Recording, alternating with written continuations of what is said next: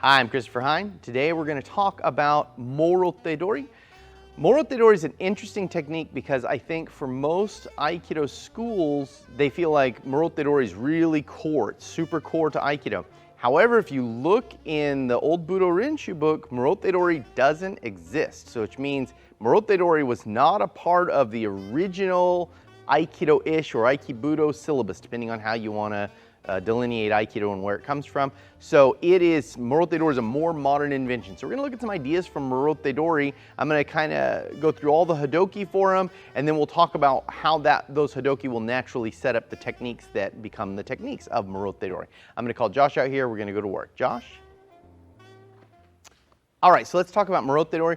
Morote Dori, I don't know a really good lineage. I don't know exactly how it appeared, but I do know that it wasn't in the earliest work of Ueshiba, and it does appear later, and it becomes a very prominent technique. And why is a little beyond this video, but we're going to talk about some of the techniques and how they come in. So a Morote Dori classically shown, and this is mostly from the Iwama system, which really loves Morote Dori, is the elbow. You want the elbow in an up position. You want to hold his arms like a sword position, so whatever leg's forward, that's going to be the forward arm.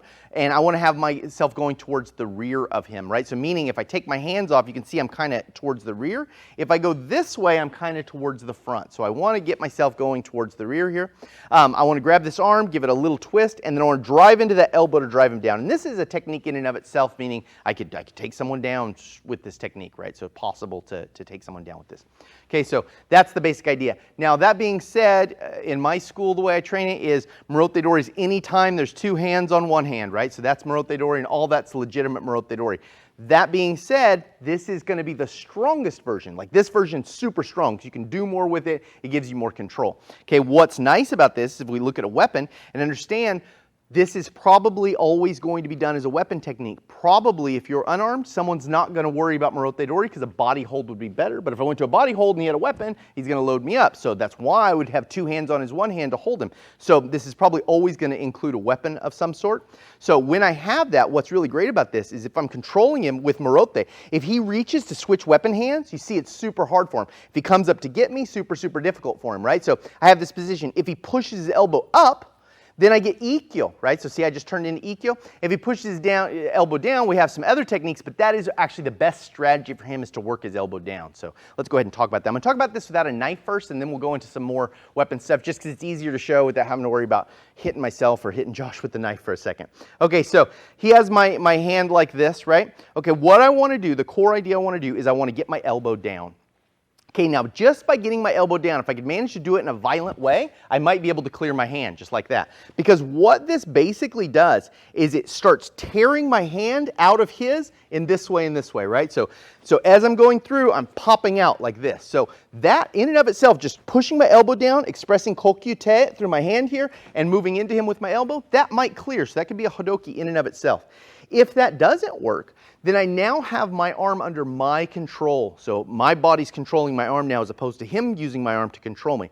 This also facilitates switches, right? So when we're looking at a knife situation here, if he's trying to control that knife, if I can drop my elbow, I immediately can switch, and now he's in a really bad way because he's going to have to track the knife over here. So that enables switches right off the bat. Now there is all kinds of situations where maybe he's got some kind of grip with the Morote that I can't switch, right? I can't open my hand, I can't get the knife out, and so he's holding it in a way that won't enable me to do that. So I do need to have other things other than just the switch in mind. So when I get to this position, let's talk about that in one second. I'll talk about the techniques that start to come off this, but let's talk about how he might give me trouble with this position. Okay, so I'll stick the knife away again so we don't have to worry about it for a second. All right, so now, one thing he might do is start twisting my arm like this, okay? And he can twist it all the way into a hammer lock, right? So he can twist it all the way up into this position, and that's bad for me. All right, now, if he's stronger than me, and he's pushing my elbow that way, and I'm trying to push my elbow that way, because he's stronger than me, of course, he's going to win. And he has a major advantage here because he's got two hands, and I've only got one, so meaning I've got half the strength. Even if we were equally strength, I got half the strength as him. If he's stronger than me, it's really bad. So what I'm going to use is a distraction technique here. So instead of trying to push my elbow straight back, I'm going to push my elbow at an angle to where he's pushing. And it's going to be really hard to see this. Maybe I'll put some arrows on this in the editing later, but he's pushing my arm this way. So what I want to do is go at an angle that doesn't oppose the angle he is. So I'm driving it here. And then when I drive it to the new position, that's when I want to try to start to work it down, right? So instead of right here, he pushes it over and me resist him directly, I drive it up to a distraction point, which will pull him a little bit out of his power zone, and I can switch it over. So if you see what happens there, when he goes this way, if I pull it like this, you see he starts to kind of get a little discombobulated. So he's not in as strong a position as he was before, and then I might have the ability to drive my elbow down. So when he's twisting my arm, I don't want to fight directly against it. I want to pull it at a different angle, and then from that different angle, I start working. And it's not going to be 1, 2 like that, right? So you're not going to go step 1, new angle, step 2, do this, because by the time you get to step 2, he's going to readjust, and he's going to be strong again, and you're not going to get it. So it's all one action where he's pushing my elbow this way, and I pull it, and I turn it down the other way. And this, of course, gives me ikkyos and iriminages, and all kinds of stuff can come off of this, but this is just a tactic when I'm trying to push my elbow down, and he's resisting me to stop that from happening. Okay, now let's say we get here to our elbow down position. What is it we're going to do from our elbow down position? Well, if I could switch, I'd switch. If I couldn't switch, so he had me in some way, and I'm not even going to make Josh worry about it right now, so he could do a ton of things, right, to keep me from switching, but we're not even going to worry about that right now. I can't switch for whatever reason, right? So what can I do? Well, I can try to slide in here beside him like this. Okay, let's move this way just a pinch. So I move side by side with him here, and this starts to give me the ability to Kokinagi him. Now, when you think Kokinagi, maybe you think some big throw that's going to end the fight.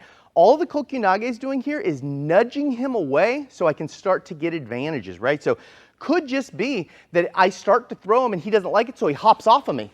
But understand that hopping off of me, I got free, which is what I want, right? So all I'm trying to do is give him a really hard time. And so that's what this Kokinage will allow me to do. I start popping his elbows a little, or popping his hips a little bit, and I can start to move him around, right? So what I don't want is him to stagnate down and lock down on me in a way that I can't do anything about it because he's stronger than me, right? So I've got to be nudging him and popping him and moving him so that way I have opportunities in those movements that happen, okay?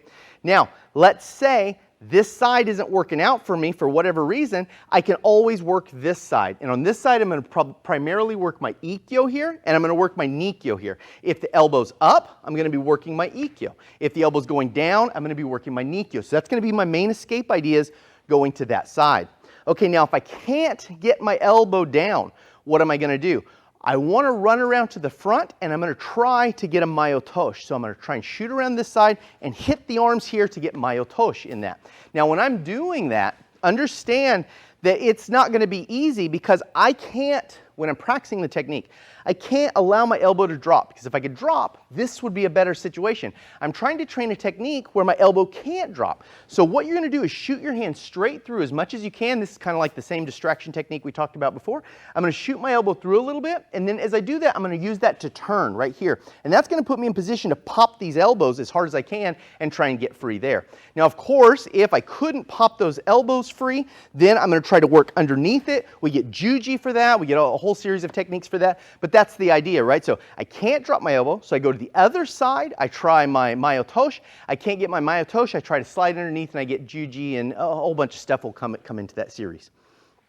Okay, so now let's say I get in side by side, but every time I try to pop his hips, he's dancing around in a controlled way. So meaning he's really pretty controlled. And actually, let me take the ukemi for Josh for this. I'll show you. Let's go to this side.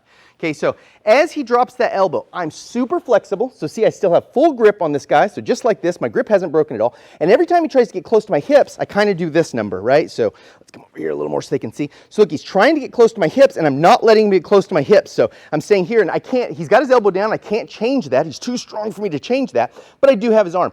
In a second, I'm going to change to a better position, so he's got to work fast. But what he's going to do here is he's going to shoot right underneath, right? So he's going to shoot right here, and he gets sankyo and a whole series of techniques from this.